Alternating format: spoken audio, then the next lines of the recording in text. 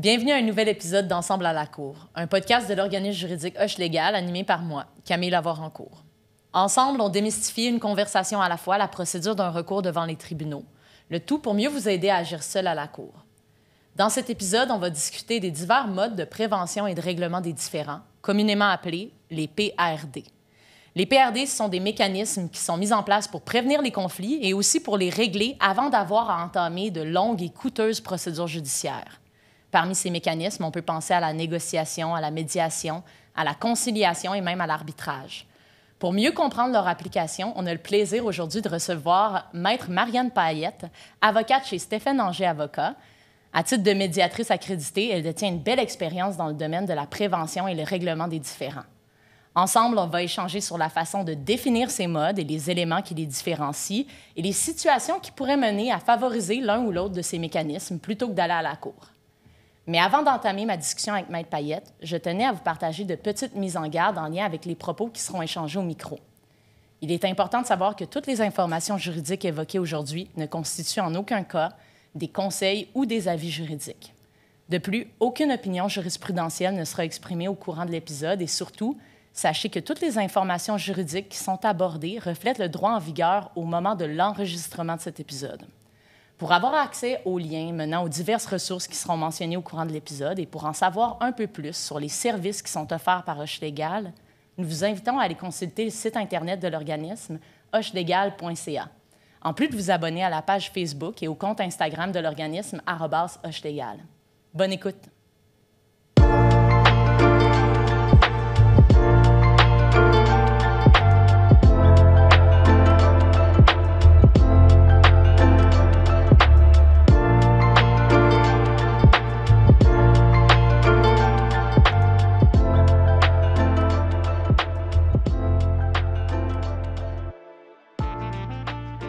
Merci d'être avec nous, Marianne. Merci beaucoup de m'inviter, c'est très apprécié. Bien, c'est notre plaisir. Je suis contente d'être là. Normalement, ce qu'on fait au début, c'est qu'on demande de faire plus ample connaissance pour que nos auditeurs puis nos auditrices puissent apprendre un peu sur l'expertise de la personne qui est invitée.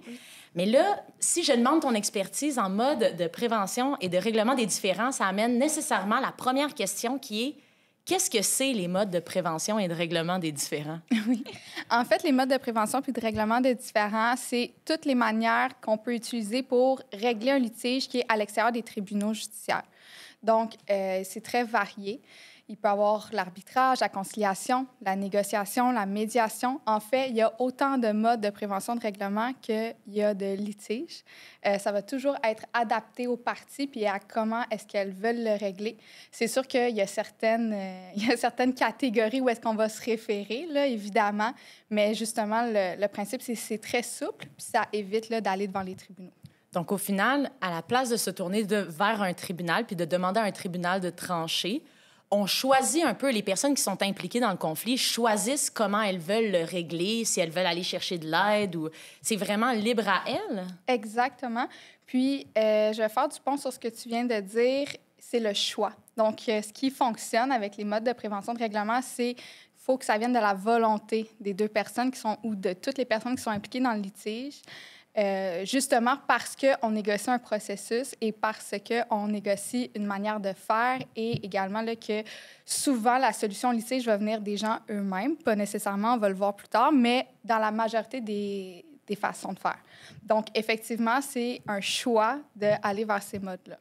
OK. Puis toi, depuis combien de temps tu travailles ou tu développes une expertise que tu as en ce moment là, en matière de prévention et de règlement des différends? Oui. Donc, moi, ça va faire 2 ans que je suis médiatrice accréditée par le Barreau du Québec.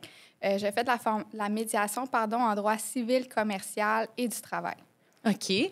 Puis, qu'est-ce qui t'a attiré vers ça, vers ce type de pratique? Ce que j'ai beaucoup aimé, en fait, moi, j'avais hésité avant d'aller en droit, j'avais hésité à aller en psychologie. Puis, ce que j'ai beaucoup aimé, ce qui m'a attiré envers la médiation, parce que moi, c'est la médiation que je fais, c'est le côté très humain, très où est-ce qu'on interagit avec les gens, puis qu'on a un contact directement avec toutes les parties qui sont impliquées, pas avec seulement une partie. Ça nous permet d'avoir une vue d'ensemble qui est beaucoup plus grande. Puis, je trouvais que c'était une manière différente d'aborder les litiges. Puis, ça m'intéressait beaucoup. Puis, je dois dire que ça me sert même dans mon rôle d'avocate. Ça me donne une nouvelle perspective, puis j'aime ça beaucoup. Puis là, on parle beaucoup de les modes de prévention. C'est peu connu quand même. Les gens ont beaucoup le réflexe de se tourner vers le tribunal quand il y a un conflit. Oui. Mais il y a des intérêts à aller vers les modes de prévention et de règlement des différends. Oui, absolument. En fait, il y en a beaucoup, mais un des intérêts principaux, c'est que les gens prennent le contrôle du règlement de leur litige. Donc, ils vont choisir, comme je disais, le mode, mais également, ils vont choisir la manière que ça va se dérouler, peu importe le mode qu'ils vont choisir. Également, les délais peuvent être beaucoup plus courts. C'est beaucoup plus facile là, de tenir une rencontre. Ça peut être informel, l'horaire peut être adaptable, le lieu aussi. Donc, ça peut aussi être plus informel au niveau de la procédure. Ça peut enlever un stress parce que, évidemment, là, le tribunal, c'est quand on a un litige, généralement, en tout cas, pas toujours, là, mais en général. Donc, ça peut rendre le passage plus facile et aussi au niveau des coûts. C'est moins onéreux. Puis, est-ce qu'il y a certains attraits au niveau de la confidentialité? Parce qu'on sait que quand on va au tribunal, c'est peut-être moins connu, mais c'est public. La plupart du temps, c'est vraiment public. Les gens peuvent y assister. Est-ce que c'est la même chose pour les modes de prévention et de règlement des différends, qu'on pourrait honnêtement appeler PRD? Pour peut-être faire court, là, c'est leur petit nom, donc pour les PRD. Mais en fait, ça va dépendre. Dans les dossiers d'arbitrage, par exemple, ça peut être public. Également, à la fin, lorsqu'il y a une entente, les parties peuvent décider de faire homologuer leur entente. Ce que ça veut dire, homologuer, c'est de demander au greffe du tribunal de faire en sorte que l'entente devienne la force exécutoire comme un jugement. Donc, ça va avoir l'équivalence là, d'un jugement dans une salle de cour. Donc, ça, c'est des manières où est-ce que ça va être public. Sinon, bien, les parties peuvent, oui, effectivement, décider que l'entente va être confidentielle, puis c'est quelque chose qui peut être très important, puis même qui va être incitatif à choisir les PRD. Puis, est-ce que c'est toujours possible? Supposons qu'on a déjà commencé ou qu'on est en train de réfléchir à aller devant les tribunaux. Est-ce que c'est là le bon moment pour dire « Ah, finalement, je pense que j'aimerais utiliser un PRD ou aller vers les PRD » ou est-ce que c'est trop tard une fois qu'on a fait une demande devant les tribunaux? Le bon moment, c'est en tout temps. C'est toujours un bon moment de décider d'aller vers les PRD. Effectivement, l'idéal, c'est dès le début du litige parce que ça permet d'éviter les coûts qui peuvent s'accumuler. Également, ça peut permettre de régler le litige plus rapidement. C'est une obligation maintenant, là, avec le nouveau Code de procédure civile. Bon, on dit nouveau, mais il est moins nouveau, là, 2016. Mais de considérer les PRD, effectivement, au début des procédures. Sinon, on pourra en parler un peu plus tard, là, mais il y a différents domaines de droit où est-ce qu'il y a des obligations aussi. Mais en général, là, je te dirais qu'à tout moment, là, même au milieu, quand on voit que finalement on peut s'entendre, où il y a des éléments nouveaux, c'est toujours un bon moment d'aller vers les PRD.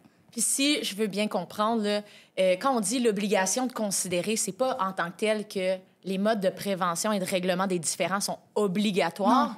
Mais c'est juste qu'il faut y avoir pensé, c'est Exactement. ça? Exactement. Il faut comme avoir réfléchi à la possibilité de négocier. Exactement. Ou encore d'aller voir un ou une médiateur ou une médiatrice. Puis, c'est toujours, sinon, le bon moment de se poser la question, est-ce qu'il n'y a pas une autre avenue que le tribunal qui pourrait mieux répondre pour qu'on règle le conflit? Absolument. Super. Puis, si je peux juste rajouter, en fait, le tribunal, c'est que c'est une autre personne qui va prendre une décision pour nous. Ce qui peut être intéressant avec les PRD, c'est qu'il y a beaucoup de modes où est-ce que c'est les parties elles-mêmes qui vont prendre leurs décisions. Donc, ils vont reprendre contrôle sur le processus. Et également, pas seulement le processus, mais sur la finalité. OK, sur la décision un peu. Ils vont la prendre ensemble plutôt que de dire à une autre personne, un ou une juge, trancher à notre place. Effectivement. OK.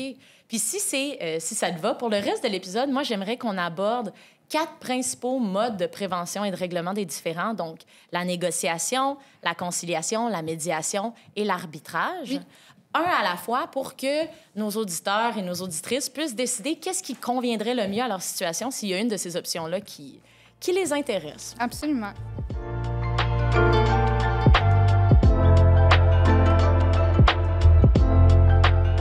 Pour commencer, on pourrait parler tout simplement de négociation. Oui. Qu'est-ce que c'est? En fait, la négociation, c'est un processus qui est ultra commun. On s'en rend pas nécessairement compte, mais par exemple, quand on va dans des tout inclus sur la plage, on peut négocier le prix de ce qu'on veut acheter. On négocie constamment. On peut négocier avec nos enfants. pour les collations, les Finis sorties. ton repas, tu vas avoir de la crème glacée. C'est de la négociation. Mais également, on peut négocier quand on a des litiges. Effectivement, il y a beaucoup de dossiers, même les dossiers judiciarisés, qui vont se régler avec la négociation entre les procureurs. Donc, on peut être représenté ou on peut le faire également par nous-mêmes. Moi, je conseille toujours d'être représenté. Évidemment, je pense que ça empêche, ça donne un peu une distance. Puis ça empêche des fois l'accumulation des émotions. Ça peut empêcher là, le ton de monter quand c'est des litiges qui peuvent être un peu plus prenants. Donc, si je reprends, Ouais. quand on a un conflit, on peut toujours négocier. Oui. Même si on a pris un avocat, même si on a retenu les services d'une avocate, on peut négocier. Puis quand on dit un dossier judiciarisé, au final, ce qu'on veut dire, c'est un dossier qui est en processus d'être devant le tribunal, c'est ça? Exactement. Donc, les processus sont enclenchés, oui. Mais on peut encore, en tout temps, négocier. On peut toujours négocier. En fait, je pense que c'est l'idéal parce que ça permet d'arriver à une entente. Puis, c'est reconnu, là, les dossiers qui se règlent entre les parties elles-mêmes ont un taux de satisfaction qui est beaucoup plus élevé que les dossiers par lesquels il y a un jugement. Même lorsque les jugements sont en notre faveur, le fait que la solution devienne nous, ça contribue là, à la satisfaction, définitivement. Donc, supposons qu'on se replace avant les processus. Il n'y a pas d'avocat qui est engagé, il n'y a pas de processus. Je n'ai pas pensé encore à aller au tribunal. Comment est-ce que je pourrais approcher la personne qui est impliquée dans le conflit pour dire « J'aimerais ça négocier, je pense qu'on n'a pas besoin de se rendre devant les tribunaux, c'est pas dans nos intérêts. » Comment est-ce qu'on peut faire ça? Comme ça. Tout simplement. Effectivement. Sinon, une autre bonne manière, ça peut être de faire une offre, de montrer son ouverture. Également, il y a plusieurs techniques pour négocier. Une très bonne technique, je pense, c'est de montrer de l'ouverture à l'autre, de montrer qu'on comprend son point de vue, puis d'expliquer le sien, mais de l'expliquer d'une manière, d'expliquer ses besoins, d'expliquer ses émotions, qu'est-ce qui est vraiment important pour nous dans le litige, puis qu'est-ce qui nous tient à cœur. Puis comme ça, l'autre personne va pouvoir également identifier où est-ce qu'elle peut négocier. Puis peut-être qu'on va pouvoir se rencontrer au milieu où est-ce que, pour nous, ce qui est moins important est plus important pour l'autre. Puis on peut arriver à une situation qui est gagnante-gagnante. Donc, si je comprends bien, c'est pas sous le feu de l'action qu'on négocie. On peut prendre un pas de recul parce que, comme tu dis, il faut savoir ce qu'on veut. Il faut savoir comment on se sent. Il faut déterminer quand même qu'est-ce qu'on attend de l'autre personne. Donc, des fois, c'est peut-être bien de prendre un pas de recul. Effectivement. L'idéal, c'est de ne pas le faire sur le coup de l'émotion. Puis, également, l'idéal, c'est d'être bien préparé. Ça prend beaucoup d'introspection, faire une bonne négociation. Quand on dit introspection, ça veut dire de savoir ce que nous, on veut, de déterminer nos besoins, de se retourner vers nous-mêmes puis de savoir qu'est-ce que je veux retirer de tout ça. Oui, effectivement. Puis le terme introspection, c'est effectivement le terme ce que je voulais dire parce qu'il faut savoir identifier ses besoins internes puis ses valeurs. C'est pas toujours nécessairement uniquement factuel ou uniquement des chiffres.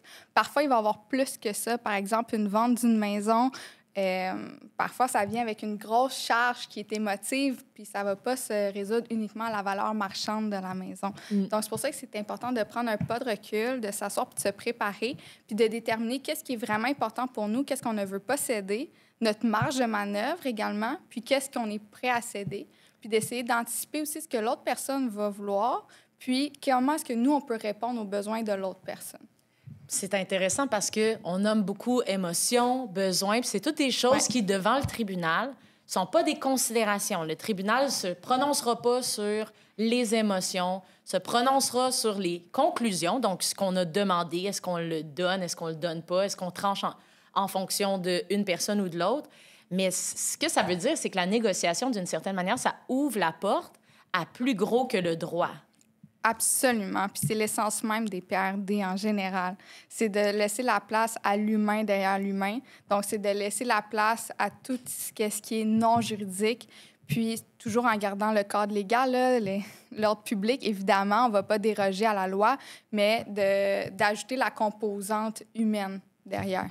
Puis, supposons qu'on se rend compte qu'on aurait besoin d'une aide d'une personne spécialisée. Est-ce qu'il y a des gens qui sont spécialisés dans la négociation, qui peuvent nous aider, nous accompagner, puis accompagner nous et toutes les personnes impliquées dans le conflit, dans tout ce processus-là? Absolument. Les avocats, c'est les grands spécialistes de la négociation, mais également, ça va dépendre du domaine. Par exemple, je retourne à l'achat de la maison, les courtiers immobiliers, ils vont nous aider à négocier. Donc, il peut y avoir certains domaines spécifiques où est-ce qu'il y a des professionnels qui vont pouvoir nous aider. Absolument.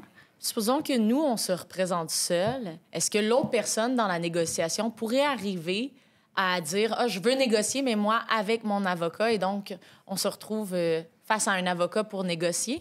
Oui, c'est une possibilité. Ce qui est important, par contre, c'est de s'assurer du consentement de tout le monde. Donc, tout le monde doit être d'accord avec cette manière de faire. Puis, également, c'est important que l'avocat explique à la partie qui se représente seule qu'il protège les intérêts de son client à lui. Donc, si elle a un doute, elle doit aller trouver un conseiller juridique à elle. Donc, ça, c'est important de le comprendre. Donc, si, pour une personne qui se représente seule, c'est de se rappeler que l'avocat de l'autre personne, ce n'est pas une personne spécialisée qui aide à la négociation parce qu'elle a un contrat qui le lie à son client et donc elle doit défendre ses intérêts. C'est pas une personne neutre. Exactement. Elle n'est pas neutre. Parfait. Puis, là, on a négocié, on s'est posé des questions, j'ai établi que mes besoins, j'ai entendu les besoins de l'autre personne, puis on arrive à un terrain d'entente. Je me demande, supposons qu'on a conclu une entente puis qu'elle n'est pas respectée, cette entente-là. L'autre personne décide qu'elle ne respecte pas par exemple, son bout de l'entente, là, tout simplement. Donc, qu'est-ce qui peut se passer? Bien, premièrement, je recommande fortement à tout le monde de mettre les ententes par écrit et que les deux parties les signent. C'est excessivement important. Comme un contrat, un peu. Exactement. Comme un contrat. Pas comme un contrat, un contrat. Un contrat, ouais.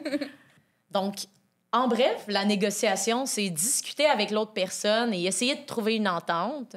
Et idéalement, mettre cette entente-là par écrit, donc l'écrire et la signer. Exactement.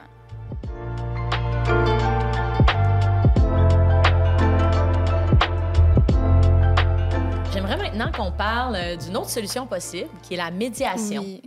Si je comprends bien, la médiation, c'est comme un peu le cousin de la négociation parce que ça se ressemble, mais c'est différent. C'est bien dit. Effectivement. La différence avec la négociation, c'est que la médiation, il va y avoir un tiers neutre qui va présider la négociation qui va avoir lieu entre les parties. Le tiers va accompagner les parties. Donc, il va les aider à identifier leurs besoins, leurs sentiments, puis également ce qui est vraiment important pour eux. Puis, il va les aider à communiquer. Donc, il peut intervenir, il peut poser des questions, il peut prendre des personnes en caucus, donc ça veut dire en une à une. Là. Puis également, il peut solliciter des informations. Donc, les demander aux personnes impliquées ou demander l'information à la personne qui l'a. Oui, effectivement. C'est sûr que il peut le faire, par exemple, dans la séance de caucus, donc là, 1 à 1, pour aider à faire réfléchir, aider à cheminer. Puis par la suite, la personne va pouvoir décider comment est-ce qu'elle veut le gérer parce qu'au final, comme on dit au début, le processus appartient aux parties. Puis ça, c'est excessivement vrai dans la médiation. Le tiers va être là pour les accompagner. Puis quand on dit tiers, au final, ce qu'on veut dire, c'est une personne, mais qui est-ce qui peut être médiateur ou médiatrice? En fait, la médiation n'est pas encore un acte protégé. Je n'ai pas encore, elle sera peut-être jamais, mais pour le moment, ce n'est pas le cas. Il y a plusieurs ordres professionnels qui offrent la formation puis qui offrent l'accréditation. Je pense notamment là, aux travailleurs sociaux, aux ingénieurs, aux psychologues, etc. Et bien entendu, aux avocats. OK, donc toutes ces personnes-là peuvent être médiateurs ou médiatrices, mais d'une certaine manière, il y a beaucoup de monde, étant donné que ça ne demande pas un titre précis, ça ne demande pas une formation académique, c'est pas obligatoire, cette formation académique-là, pour être médiateur, médiatrice.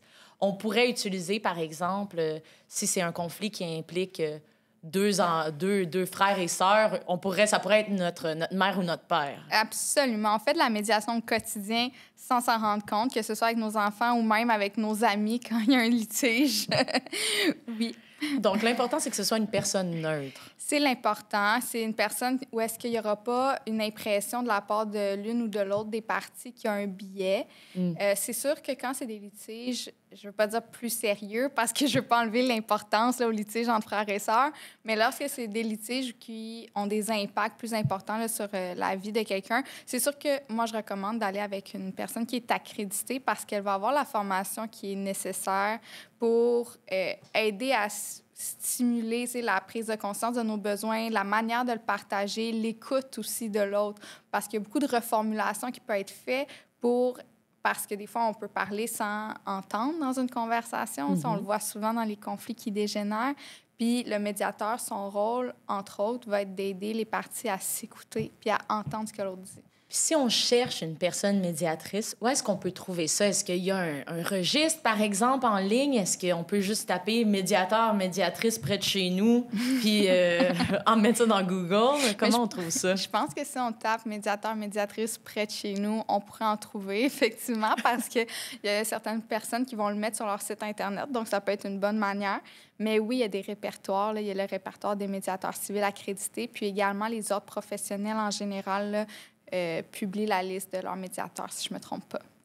Puis, de ce que je comprends, le critère principal, autre que l'accréditation puis la formation, parce que c'est super important, c'est que la personne soit neutre. Donc, est-ce que ça devrait nous mettre la puce à l'oreille si, par exemple, une personne dans un conflit propose son avocat comme médiateur, médiatrice? Est-ce que c'est possible, ça?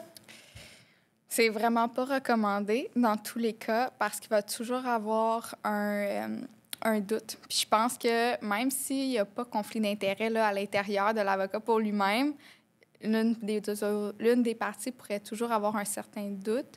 Moi, en tout cas, je me sentirais en conflit d'intérêt. Là. C'est absolument pas un mandat que j'accepterais de faire si j'ai déjà représenté une des parties. Il faut que tout le monde se sente à l'aise. Il faut que les personnes se sentent en confiance. Puis la relation de confiance avec le médiateur ou la médiatrice, c'est vraiment important de ce que je comprends. Absolument. C'est primordial.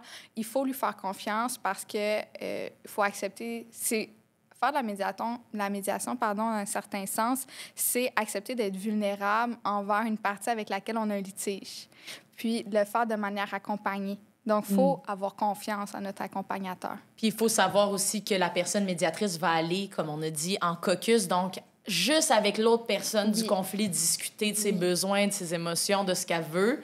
Puis ça, il faut comprendre que c'est pas qu'elle prend parti pour l'autre, c'est normal, puis c'est un processus normal de la médiation, de ce que je comprends. C'est tout à fait. Fait que pour choisir la personne médiatrice, si je récapitule, c'est intéressant et important d'aller voir s'il y a une accréditation, parce que ça veut dire que la personne, accréditation, c'est au final un gage de sa formation. Ça veut dire que la personne a suivi des cours pour faire de la médiation. Ouais. Mais il faut aussi avoir confiance, puis établir un lien de confiance avec cette personne-là, parce qu'au final, on lui confie la tâche d'essayer de nous réconcilier dans ce conflit-là. Absolument. Puis l'idéal, en fait, ce serait que le médiateur soit choisi par les deux parties. Donc, que les deux parties soient à l'aise avec son profil, puis également qu'il y ait des rencontres de prémédiation avec les deux, puis que les deux, suite à la rencontre de prémédiation, acceptent de faire affaire avec lui puis se sentent à l'aise avec lui. Parce que là, on parle de certaines étapes du processus de médiation. Ouais. En général, ça ressemble à quoi un processus de médiation? Supposons qu'on se dit, moi, je suis en conflit avec quelqu'un, la médiation, ça nous intéresse, j'en ai entendu parler au balado de Hoche Légal, je pense que ça pourrait être intéressant pour nous. On est les deux d'accord. Ouais. La première étape, c'est donc de trouver la personne médiatrice, mais à partir de là, ça va comment? Bien, en fait, c'est que ça va varier. Souvent, on va faire un contrat de processus. Donc, premièrement, il y a l'appel du médiateur où est-ce qu'on va faire une petite rencontre téléphonique. Ensuite, il y a la rencontre de pré-médiation, comme je disais, où que chaque partie individuellement peut rencontrer le médiateur, expliquer sa position, expliquer ses attentes. Puis également, le médiateur va expliquer les règles du jeu, par exemple la confidentialité, par exemple le fait que c'est un processus volontaire, etc. Puis par la suite, il y a la séance de médiation qui peut se dérouler là, sur une séance, mais ça peut également se dérouler là, à long terme, sur plusieurs séances selon les besoins. Puis, par la suite, il va y avoir la phase de conclusion, où est-ce que si on réussit à avoir une entente, on la met par écrit. Et finalement, c'est la décision d'homologuer ou pas l'entente. Donc, comme je disais un petit peu plus tôt, lui donner la même force que si c'était un jugement du tribunal. Mais ce processus-là, c'est le processus dit standard. Mais évidemment, ça peut changer d'une manière ou d'une autre en fonction là, des attentes puis des besoins des parties. Donc, si on reprend ça, une étape à la fois, l'appel du médiateur ou de la médiatrice, à quoi on peut s'attendre lors de cet appel-là? On peut s'attendre... En fait, c'est l'occasion idéale de poser des questions, de se renseigner, par exemple, sur le curriculum vitae du médiateur, ses expériences. Son CV. Oui, mais c'est important pour créer le lien de confiance. Mais également, il ne faut pas négliger l'intuition dans ces processus-là. Donc, c'est un premier contact où est-ce qu'on entend la voix, on peut se faire une première impression. Donc, ça peut donner déjà un certain niveau d'aisance ou pas. Donc, c'est généralement assez court. C'est plus une courte présentation où est-ce qu'on fixe un rendez-vous, mais ça reste que c'est très important. Puis, est-ce que c'est un appel pour chaque personne impliquée dans le conflit ou on fait l'appel ensemble? Ah, c'est une bonne question. Je pense que dans le meilleur de tous les mondes, ça serait l'appel ensemble, mais en même temps, si les parties ont de la misère à communiquer, ça peut être un appel par personne. Moi, je dirais que dans mon expérience, c'est un appel différent par personne. Mais évidemment, là, si un jour je recevais un appel avec les deux parties sur la ligne, je me dirais qu'on est bien parti. Je serais contente. Donc, normalement, c'est un par personne. Les deux sont séparés. Puis, à la rencontre de prémédiation, qu'on parlait, qui était la prochaine étape, à quoi on peut s'attendre à ce moment-là? Parce que là, de ce que je comprends, c'est la présentation, l'appel du ou de la médiateur ou de médiatrice. Effectivement, la rencontre de prémédiation, puis elle n'est pas faite dans tous les cas, ça va dépendre. Mais quand il y a une rencontre de prémédiation, ça va être une rencontre où est-ce qu'on est en seul à seul avec le médiateur qui va nous expliquer un peu les règles du jeu, puis également qui va convenir avec nous d'une entente sur le processus. On peut même des fois le faire un... C'est pas, je ne veux pas dire contrat, là, mais une entente sur le processus, sur comment est-ce qu'on veut que ça se déroule. Puis également, la personne va pouvoir expliquer au médiateur ses attentes pour l'issue du litige. Donc, qu'est-ce qu'elle aimerait obtenir, qu'est-ce qu'elle est prête à céder ou pas. Comme solution. Exactement. En ce moment, j'entrevois, je vois que ce serait telle solution que j'accepterais, mais j'accepterais jamais ça. Exactement. OK. Puis, c'est aussi une bonne occasion pour le médiateur de rassurer la personne, de répondre à ses questions, de s'assurer qu'elle ait toutes les informations en sa possession pour arriver à l'aise à la rencontre de médiation. Quand on dit expliquer les règles du jeu, c'est quoi exactement les règles de ce jeu-là de la médiation? En fait, c'est le médiateur qui va les établir avec les parties, mais ça peut être aussi simple que ne pas couper la parole, laisser l'autre personne parler, arriver avec une ouverture d'esprit. Donc, quand on arrive dans un processus de médiation, évidemment, c'est dans une optique de régler puis d'avoir une solution au litige. Donc, c'est pas de garder 100% de tous les gains et de ne rien donner. On peut pas rentrer dans un processus de médiation en disant « moi, je veux gagner puis que l'autre perde ». Exactement. Exactement. En fait, ça va être le rôle du médiateur de venir chercher pourquoi est-ce que la personne a cette attitude-là. Mais effectivement, ça va nuire là, au règlement du litige, puis ça peut même empêcher là, qu'il y ait un règlement. Effectivement, c'est pas l'objectif, c'est un processus qui est volontaire. Donc, si on n'a pas l'intention de régler, on n'est pas obligé de faire la médiation. Puis là, après la rencontre de prémédiation, on passe maintenant, si je me rappelle bien, à la médiation en tant que telle. Le processus de rencontre des deux personnes. Est-ce qu'ils doivent se rencontrer ou est-ce que la médiation, ça peut se faire à distance parce qu'une personne ne veut pas parler à l'autre, mais elle ne veut pas aller devant les tribunaux, par exemple?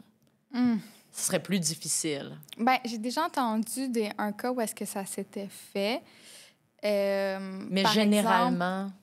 Bien, généralement, c'est mieux que les parties soient ensemble. Ça, c'est définitif parce que, justement, la communication passe mieux. Ça peut se faire par les visioconférences ou ça peut se faire en présentiel. L'objectif, c'est que les parties se parlent puis puissent entendre l'autre puis se comprennent elles-mêmes. En fait, le médiateur, c'est un outil pour aider les parties à mieux s'entendre, à mieux communiquer puis à identifier leurs besoins, le besoin de l'autre.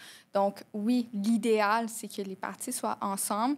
Mais après ça, il pourrait y avoir quelques exceptions. Par exemple, dans des dossiers là, où est-ce qu'il y a eu un acte criminel qui a été commis, si une des deux est une victime puis qu'elle a vécu un traumatisme important, puis que le fait d'être dans la même pièce que son agresseur serait trop exigeant. J'ai déjà entendu là, d'un dossier où est-ce qu'effectivement, ils étaient dans 2 pièces séparées, puis le médiateur faisait la navette là, entre les deux. OK, donc un peu comme les rencontres un à un, Exact. mais tout le long de la médiation. Exactement. C'est pas moi personnellement qui l'avais fait, là, mais... Mais ça peut arriver. Mais idéalement, il faut que les gens puissent s'entendre parce que c'est un processus l'idéal. où on essaye de trouver une entente. Ben oui, absolument. Le médiateur qui fait la navette, c'est une exception, puis c'est pas... Puis je me demandais, parce que là, suite à la rencontre de médiation, à la fin, quand est-ce qu'on sait qu'on a trouvé une entente, on a établi qu'on était les deux d'accord pour quelque chose, qu'est-ce qui se passe? C'est une bonne question. En fait, oui, il faut venir à une entente, donc il faut qu'on soit d'accord. Mais après ça, il ne faut pas négliger la mise en application de l'entente. Donc, il ne faut pas oublier également de se donner des barèmes sur comment est-ce qu'on veut que l'entente soit appliquée. Par exemple, s'il y a une somme d'argent qui doit être donnée, il faut dire quand ou en quel versement, de quelle manière, et aussi le mode de transfert de l'argent. Mais ça, c'est dans les dossiers qui sont pécuniaires. Mais par exemple, dans des dossiers... Qui impliquent de l'argent, donc. Oui, effectivement. Mais par exemple, il peut y avoir plein d'autres dossiers au niveau du harcèlement au travail. Si on veut qu'une personne cesse de nous importuner, mais qu'on n'est pas contre l'idée de lui parler, par exemple, ça peut être, bon, bien, si on se croise, on peut se dire « salut », mais je veux pas que tu me demandes comment se passe ma fin de semaine. C'est vraiment libre aux personnes de choisir effectivement. puis de voir, est-ce que tu es capable d'accepter que cette solution-là, non, on développe. Vraiment, il y a pas beaucoup de limites à ce qu'on peut avoir comme solution au final si tout le monde est d'accord. Absolument. Il n'y en a pas. La seule limite, en fait, c'est la loi. Il faut s'assurer de respecter la loi. Ouais, on peut pas commettre des crimes puis dire on s'est entendu en médiation. Effectivement, c'est pas une défense. Okay. Mais non, puis c'est ça qui est très beau avec ce mode-là, c'est qu'il n'y en a pas de limite. Puis, je veux vraiment inciter pas oublier de l'appliquer. Pas juste on se parle moins, comment est-ce qu'on se parle? Par exemple, pour revenir sur mon exemple d'harcèlement au travail. Puis, par exemple, on a trouvé une entente, on a trouvé une solution, mais quelqu'un la respecte pas. Ouais. Qu'est-ce qui se passe? Est-ce que ça veut dire qu'on est obligé de recommencer tout le processus du début puis que ça vaut plus rien ce qu'on a fait? Non. Non. En fait, l'entente qu'on a en médiation, c'est un contrat. Donc, ça va avoir la même force qu'un contrat. C'est pour ça, comme je disais un petit peu plus tôt, c'est important de la signer, mais quand on est avec un médiateur, il va s'assurer que ce soit fait, ou en tout cas, il va le proposer, puis les parties verront là, si elles désirent signer ou pas. Mais non, effectivement, là, un contrat verbal, c'est un contrat. Donc, on suggère que ce soit écrit. Ouais. Puis ça coûte combien? Ça, c'est la question parce que c'est une question de coût des fois. Eh bien, souvent, est-ce qu'on veut aller devant le tribunal? Est-ce que ça peut coûter moins cher d'aller en médiation parce qu'il faut payer une personne médiatrice? C'est moins cher aller en médiation pour plusieurs raisons. Premièrement, le coût du médiateur va être partagé entre les parties. Après ça, ça dépend s'il y a des grosses disparités financières. Parfois, il y a une partie qui peut décider de l'assumer entièrement ou d'assumer une plus grande proportion. Ça, c'est vraiment libre à chaque personne. Mais on pourrait s'entendre pour dire 50-50. Donc, au lieu d'assumer les frais d'un professionnel par personne, si on décide d'être représenté là, devant le tribunal, effectivement, on a un professionnel pour 2. Donc, plutôt que chacune des personnes payer un avocat ou une avocate, on se retrouve à séparer le coût que ça coûte de payer une personne médiatrice. Oui. Puis, pour un processus de médiation, puis là, c'est sûr, ça dépend de chaque médiateur, chaque médiatrice, mais à quoi est-ce qu'on peut s'attendre en termes de coût? Est-ce qu'il y a une possibilité de nous donner une idée ou c'est vraiment variable? Non, c'est vraiment variable, malheureusement. Souvent, ça va être le taux horaire du professionnel. Il y en a certains qui vont pouvoir faire des forfaits, mais je peux pas répondre. C'est possible de demander à la personne médiatrice au départ. Absolument, absolument. Puis également, en expliquant notre litige, on peut demander une estimation. Ce sera vraiment exact parce que c'est... C'est sûr. Ça dépend jusqu'à quand on veut se rendre pour essayer de trouver une solution, du temps qui passe. On peut aussi donner une limite. On peut dire, moi, je suis prête à payer pour 10 heures de temps. Passé 10 heures, je souhaite mettre fin à la médiation. C'est quelque chose aussi qui peut être fait puis qui permet de contrôler notre budget. Donc, absolument. Puis je crois savoir qu'il y a des services gratuits de médiation citoyenne, il me semble, qui sont offerts par des organismes comme Équijustice et la SOJAC. Donc, ça peut être aussi une option d'aller rechercher des services peut-être qui vont être différents, mais qui vont être quand même de médiation puis qui vont faire une offre gratuite. Donc, c'est vraiment en fonction des besoins de chacun. Si je comprends bien, au final, c'est chaque personne, toutes les personnes impliquées dans le litige qui doivent s'entendre, mais qui peuvent poser leurs limites, autant sur les coûts que sur la durée, que sur les solutions qu'ils sont prêtes à accepter. Oui, absolument. Puis est-ce qu'il y a des exceptions? On parlait tout à l'heure possiblement d'exceptions où la médiation serait obligatoire. Oui, aux petites créances pour les litiges de moins de 5 000 c'est obligatoire de recourir à la médiation. Puis également en matière familiale, quand il y a des enfants à charge, c'est obligatoire de faire une séance d'information sur la coparentalité et la médiation. Donc, pas nécessairement de participer à la médiation, mais c'est obligatoire de suivre cette séance-là d'information. Puis, il va y avoir 5 heures de médiation qui vont être payées par le gouvernement en litige familial s'il y a des enfants à charge. S'il n'y a pas d'enfants à charge, c'est 3 heures. Puis, si c'est pour une révision d'une entente qu'on avait déjà eue, c'est 2,5 heures. Mais dans ces situations-là où la médiation est obligatoire, il y a quelqu'un qui va informer les personnes au conflit dans leur processus à aller devant le tribunal que la médiation est obligatoire. Oui. Donc, si on ne nous en informe pas, c'est qu'on a le choix. C'est que c'est le choix, puis qu'on peut se poser la question, donc. Effectivement, et je recommande de poser la question. Donc, si je récapitule, au final, la médiation, c'est recevoir les conseils d'une personne qui est neutre, en qui on a confiance, pour permettre de guider la recherche d'une solution. Le médiateur ou la médiatrice ne choisira pas à notre place. Non, absolument pas.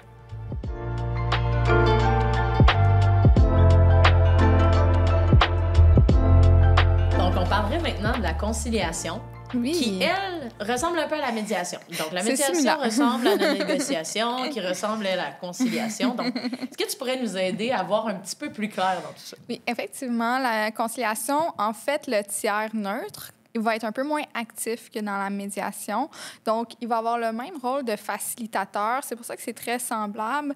Par contre, il va avoir moins tendance là, à venir questionner les parties, les aider à se remettre en question. Ça va être un peu plus une personne qui va être passive dans le processus. OK, donc, si on se replace, la négociation, il y avait possiblement personne avec nous. C'était juste les personnes impliquées qui se parlaient, qui se négociaient, peut-être avec des avocats. La médiation, on avait une personne qui nous guidait dans la recherche d'une solution. Puis là, on est en conciliation. Donc, il y a une personne qui est là, mais elle a un rôle moins actif. Donc, elle est moins dans le fait de guider. C'est quoi son rôle au conciliateur? Son rôle, ça va être de faciliter la communication. Donc, ça va être d'inciter les gens à se parler, à s'écouter, mais sans, par exemple, avoir un rôle qui est plus interventionniste, pas nécessairement faire des caucus durant la séance où est-ce qu'on va être en une à une. C'est plus offrir une table où est-ce que les gens vont s'asseoir avec l'intention de discuter. Je veux juste préciser que dans la médiation et dans la conciliation aussi, c'est possible d'être représenté par avocat. On n'est pas obligé d'y aller seul, c'est une possibilité, effectivement, mais tout comme la négociation, on peut avoir un avocat si on veut pour nous accompagner. OK. Puis, donc, dans ces 3 possibilités-là, on peut toujours être accompagné par une personne avocate, mais dans le cas de la conciliation, juste pour être certaine, le conciliateur, au final, il propose pas de piste de solution. Il fait juste s'assurer que la conversation reste à un niveau où on va pouvoir en trouver une solution. C'est ça? Effectivement. OK. C'est de faciliter, donc, comme on disait, un rôle de facilitateur, donc de faciliter la communication et la négociation. Oui, c'est ça. En fait, dans la médiation, il va aussi avoir des médiateurs.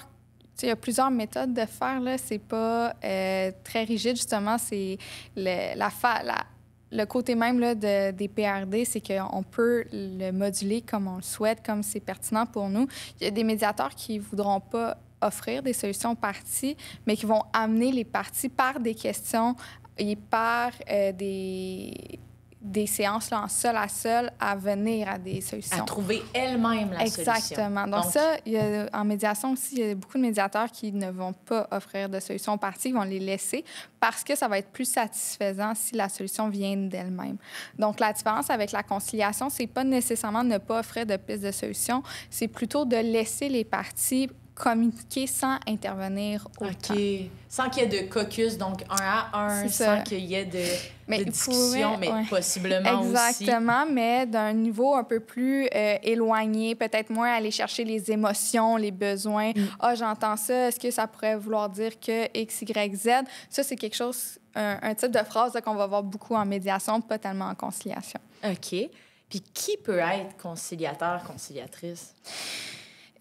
En fait, ça peut être, c'est très large, pardon. Donc, ça peut être un peu comme la médiation. C'est pas un titre qui est protégé, mais par contre, on voit aussi qu'il va y avoir des juges qui vont faire des conférences de règlement à l'amiable, qui est un beau mélange entre la médiation et la conciliation. Donc, ça, c'est l'avantage. Ça peut également être dans certains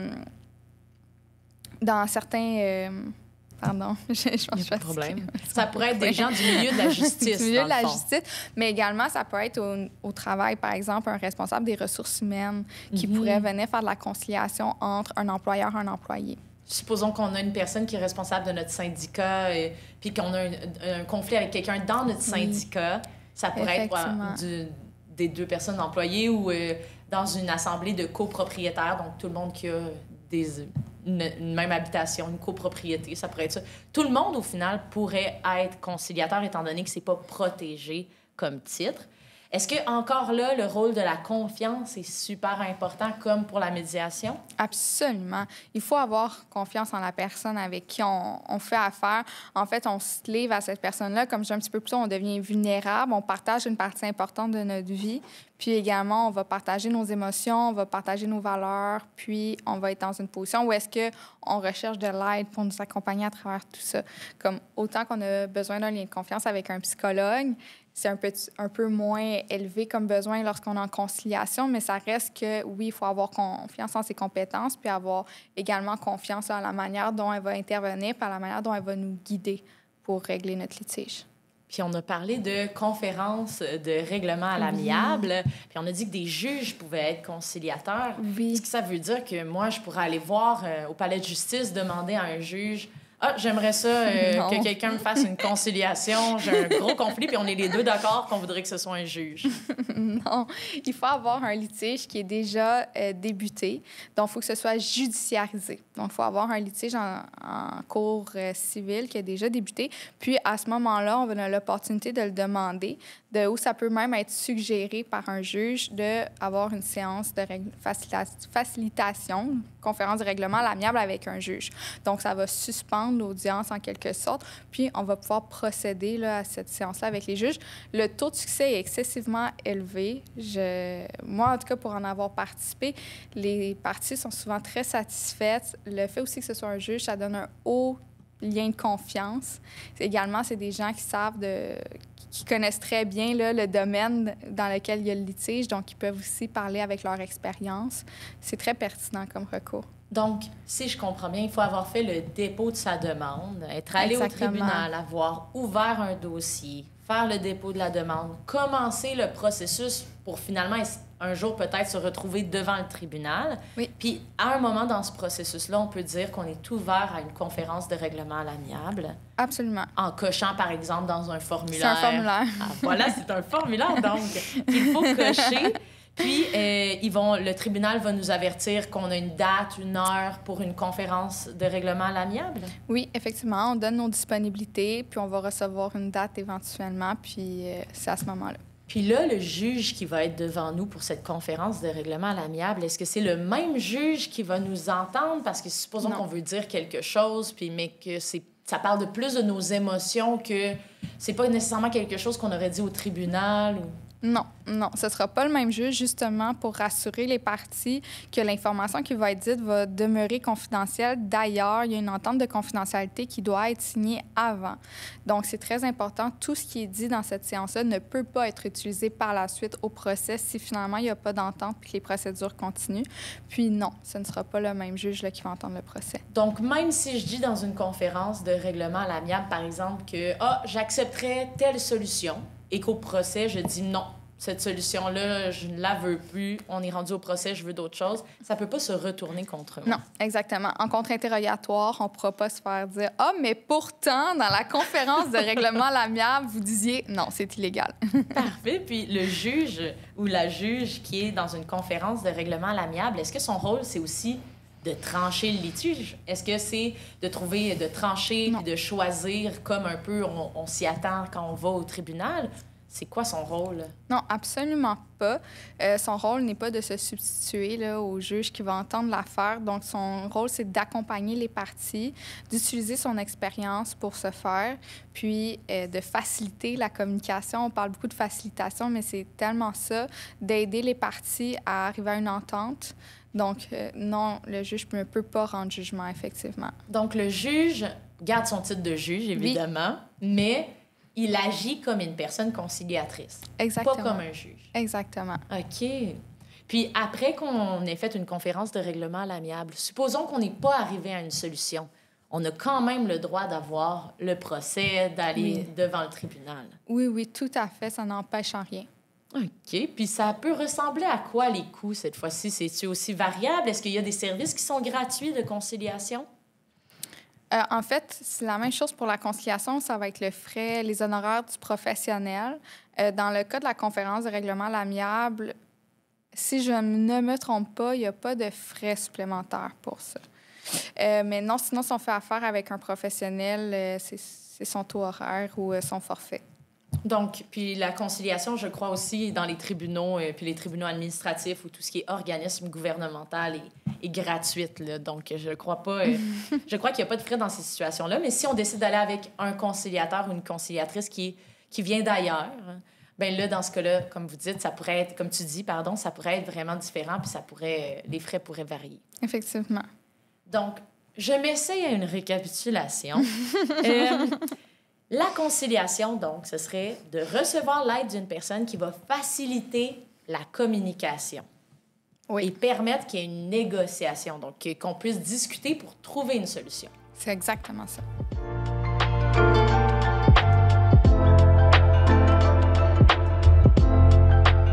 Donc, on passe à la dernière des 4 options qu'on aborde dans cet épisode. Oui. C'est l'arbitrage. Donc, qu'est-ce que c'est l'arbitrage?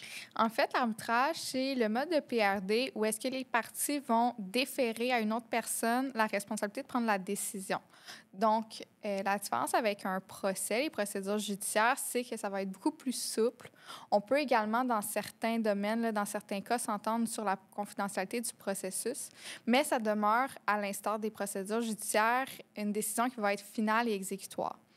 Donc, on demande à une autre personne selon des procédures qu'on peut établir à l'avance, puis qu'on peut également s'approprier, dépendamment là, si on est dans un domaine de droit qui nous permet de décider la manière avec laquelle on va présenter notre preuve, puis demander à un tiers impartial de prendre décision pour régler le litige. On peut penser, là, par exemple, à l'émission Les Justicières là, sur Nouveau ou auparavant là, à l'émission L'Arbitre. OK. Donc, si je comprends bien, si on reprend... l'arbitrage, c'est donner le pouvoir à quelqu'un d'autre de choisir et de trouver une solution à notre place. Oui.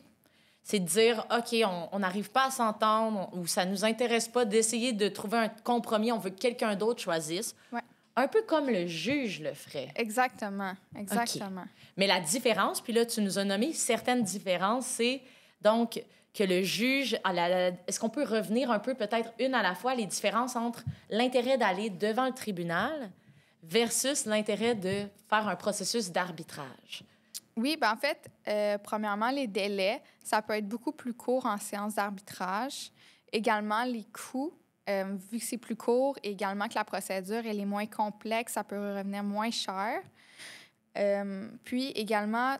il y a certains domaines là, où est-ce que l'arbitrage est plus contrôlé, mais par exemple, on pourrait demander à une personne qu'on connaît là, de trancher un litige, puis ça serait une forme d'arbitrage qui ne serait pas nécessairement selon la forme d'arbitrage qu'on s'imagine, là, qui est un petit peu plus formelle, mais on pourrait procéder de cette manière-là. Puis c'est un peu pour ça que je donnais l'exemple là, de l'émission Les Justicières, où est-ce que c'est une forme où est-ce que les gens vont décider, OK, bien, ce modèle-là me convient, je vais faire affaire avec l'équipe de tournage pour trancher mon débat. Donc, c'est une très bonne manière. Ça donne beaucoup de souplesse puis de latitude à la procédure. Donc, c'est la différence avec le processus judiciaire. Donc, encore une fois, c'est les deux personnes ou toutes les personnes impliquées dans le conflit qui doivent choisir ensemble une personne qui va être arbitre. Il n'y a pas vraiment de formation obligatoire pour être arbitre. Donc, encore là, la confiance doit être vraiment au centre du choix de la personne arbitre parce qu'on doit avoir confiance qu'elle va trancher. Elle est neutre puis elle va trancher en fonction de ce qu'elle croit qui est juste. C'est ça. Mais en fait, ça va dépendre des domaines. Il y a des domaines où est-ce que ça va être beaucoup plus réglementé que d'autres. Par exemple, avec les ordres professionnels. Aussi, l'arbitre, dans ces situations-là, ça va être une personne qui a une expertise dans le domaine qui va devoir être tranchée. Donc, il y a des domaines où est-ce qu'il va y avoir une procédure qui va être préétablie puis que, oui, on va s'attendre à une certaine formation de la part de l'arbitre. Il y a également des accréditations qu'on peut obtenir en arbitrage. Donc, c'est pas toujours possible de le faire de cette manière-là, mais c'était en fait, mon exemple, c'était pour l'extrapoler, pour dire... si je suis pas d'accord avec mon voisin, la manière que sa clôture dépasse sur ce que je considère être mon terrain, je pourrais demander à mon voisin d'en face de trancher. Mais le mieux, ce serait de demander à quelqu'un qui a des connaissances sur la délimitation des terrains. Absolument. Mais tu sais, c'était pour dire que ça peut être utilisé.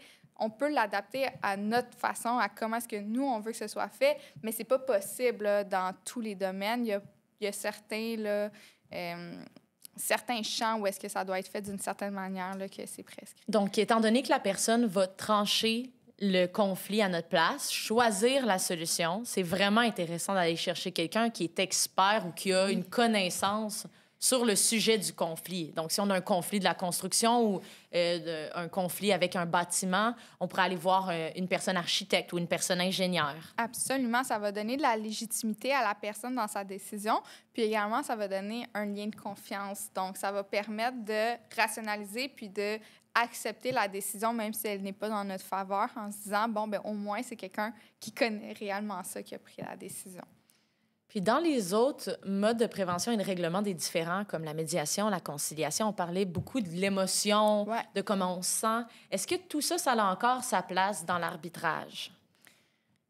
Bonne question. J'aurais tendance à dire que ça va dépendre. Ça va dépendre effectivement de l'arbitre. Ça va également dépendre, est-ce que la procédure mise en place le permet?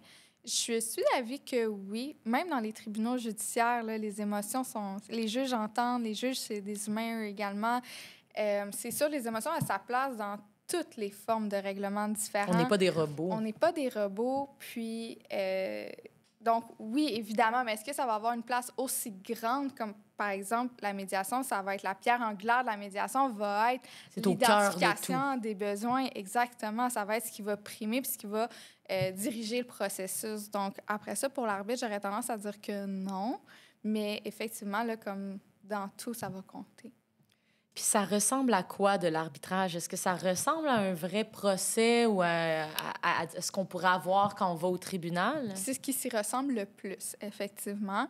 Il va y avoir certains milieux où est-ce que ça va être beaucoup plus procédural, où est-ce qu'il va y avoir une manière de présenter sa preuve, où est-ce qu'il va y avoir des règles préétablies sur, par exemple, partie demanderesse parle en premier, fait sa preuve en premier, interrogatoire suivi du contre-interrogatoire, etc. Mais comme je disais, ça peut vraiment s'adapter à toutes sortes de manières. C'est une forme d'arbitrage. Ça pourrait être, par exemple, un litige entre employés, puis l'employeur tranche. C'est informel, mais ça pourrait être vu comme une forme d'arbitrage.